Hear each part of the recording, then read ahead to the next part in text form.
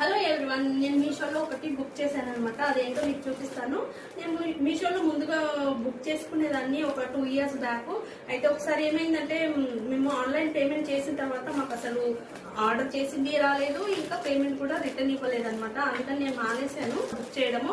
అయితే మొన్న ఒక రోజు ఒక కస్టమర్ నాకు మీషోలో బుక్ చేసుకున్నాం ఇచ్చింది కుట్టడానికి. నాకు చాలా నచ్చింది. 300 చాలా బాగుంది అనేసి చూశాను. అయితే అంత పెట్టి కొనడం ఎందుకు, మళ్ళీ బుక్ చేసిన తర్వాత రాకపోతే ఏం చేస్తాననేసి నేను ఏం చేశానంటే ఈ బ్లౌజ్ పీస్ చూశానండి.